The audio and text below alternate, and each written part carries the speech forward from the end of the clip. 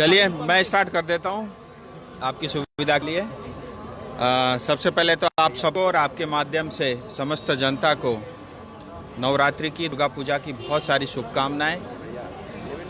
भगवान करे हमारे ऊपर इसी तरह से प्यार, मोहब्बत और आपसी भाईचारा बना रहे। और साथ ही मैं आपके माध्यम से ये भी निवेदन करना चाहूँगा, जो बहुत आवश्यक है, कोविड की तीसरी वेव की डर बनी हुई है। सो ये मैं चाहूँगा कि हम सब मास्क पहने और सामाजिक दूरी बना के रखें, जिससे इस कोविड के कारण हम अपने परिवार और समाज को बचा सकें। इसके साथ ही मैं आपके माध्यम से ममता दीदी को तीसरी बार और एक बार के चुनाव में 2 बार लड़के लीगली मुख्यमंत्री बनने के लिए भी बधाई देता हूं। और मैं उनसे ये भी अपेक्षा रखता हूं कि जिस तरह से चुनाव के बाद की हिंसा पश्चिम बंगाल में चली, मैं ये अपेक्षा रखता हूं, उम्मीद कम है उसके बावजूद भी अपेक्षा रखता हूं कि ये सब खूनी खेल पश्चिम बंगाल में समाप्त होगा और पश्चिम बंगाल भी बाकी देश के राज्यों की तरह विकास में बहुत तेजी से आगे बढ़ेगा।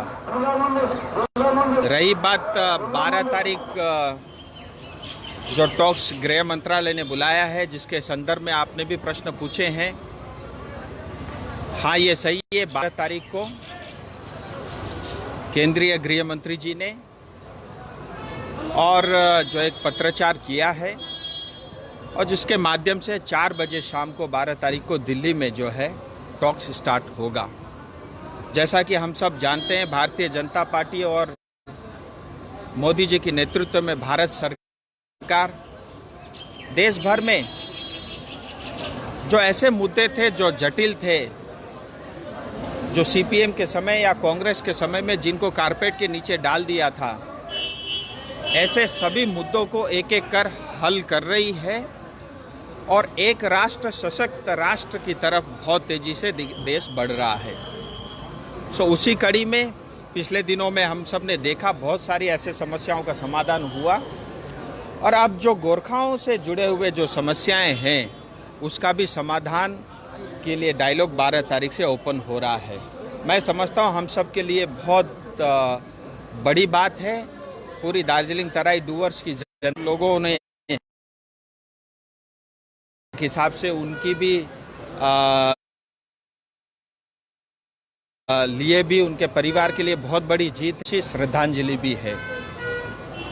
अब ये 12 तारीख को जो टॉक्स होगा, जिसके अंदर में जितनी मेरी जानकारी में है, गृह मंत्रालय का पूरा टीम होगा, स्वयं गृह मंत्री जी इसकी अध्यक्षता करेंगे और इस मीटिंग में जो कि अलग अलग तरह की बातें चल रही, मैं आपको बताना चाहूँगा आपके माध्यम से, स्टेट को भी, पश्चिम बंगाल सरकार को भी बुलाया गया है और गोरखाओं के इस मुद्दे से जुड़े हुए गोरखा के रिप्रेजेंटेटिव भी इस वार्ता में आएंगे।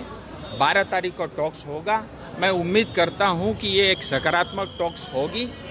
काम अभी शुरू हुआ है, बहुत काम होना है, बहुत काम करना है। और ऐसे मेरे पास बहुत सारे लोगों को ये भी सुझाव आए हैं कि हमें भी बुलाया जाए, सिविल सोसाइटी को, एनजीओ के या बाकी लोगों को भी। सो मैं ये कहना चाहूँगा, इस बार मेरा बहुत ईमानदारी से मेरा ये प्रयास था, मेरी टीम का, हमारे सब अलायंस के साथियों का, कि डूअर्स छूटना नहीं चाहिए और उसमें हम सफल हुए हैं। डूअर्स की प्रतिनिधि भी इस मीटिंग के अंदर में आ रहे हैं, स्टॉक्स में भाग ले रहे हैं और आने वाले समय में जैसी जैसी आवश्यकता बढ़ेगी, चाहे वो एनजीओ हो, चाहे हमारे सिविल सोसाइटी या इंटेलेक्चुअल लॉबी हो, और अगर आवश्यकता पड़ी तो पश्चिम बंगाल में दार्जिलिंग तराई डूअर्स के अलावा भी अन्य किसी गोरखा को भी इसमें इंक्लूड करना पड़ा तो भी हम पीछे नहीं हटेंगे। ये शुरुआत है और आप देखेंगे इसका बहुत अच्छा सकारात्मक प्रभाव जो है आने वाले समय में इस क्षेत्र के ऊपर में पड़ेगा।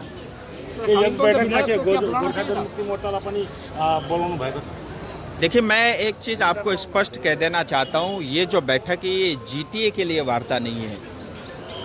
सो मैं शायद ऐसा मानता हूं और शायद गृह मंत्रालय भी इस चीज़ को जानता है कि जो है ये जब जीटीए की बैठक नहीं है तो मुझे लगता है जो लोग जीटीए की कुर्सी पे निगाह गाड़े बैठे हुए हैं सो मुझे लगता है उनको बुलाना बहुत आवश्यक भी नहीं है। लेकिन इसके बावजूद भी अगर किसी की इच्छा होगी, जैसे मैंने बताया मेरे लिए सब समान है, मैं न कोई भी पार्टी देखूंगा न कभी जाति देखूंगा। अगर किसी को भाग लेना हो अपनी इच्छा प्रकट कर सकते हैं, मैं अवश्य जो है गृह मंत्रालय से बात करूंगा। और मैं एक बात फिर कहना चाहता हूं, ये जीटीए की बैठक नहीं है, ये जो बैठक है, ये जो टॉक्स है, जो लोग भारत के संविधान के प्रति आस्था रखते हैं और भारत के संविधान के अंतर्गत स्थायी राजनीतिक समाधान चाहते हैं, ये उनके लिए टॉक्स है, न कि ये जीटीए की कुर्सी के लिए कोई टॉक्स है। कालिम्पोंग को विधायक को नहीं बुलाया गया। मैं आपको फिर बताया कि अभी पहले मीटिंग के लिए गृह मंत्रालय के जो उचित लगा काम है, मेरा सांसद होने के नाते मैं इस तरह की सरकारी टॉक्स में किसी को बुला भी नहीं सकता और प्योरली ये गृह मंत्रालय का उनके अधिकार के अधीन आता है। और जैसा मैंने बताया कि ये जीटीए के लिए टॉक्स नहीं है और जो लोग जीटीए चाहते हैं वो तो ये कहते ही है ना कि हमें डेवलपमेंट चाहिए, हमें जीटीए चाहिए, यही ठीक है हमारे लिए। सो जो लोग जीटीए से संतुष्ट है, मुझे लगता है उनको बुलाना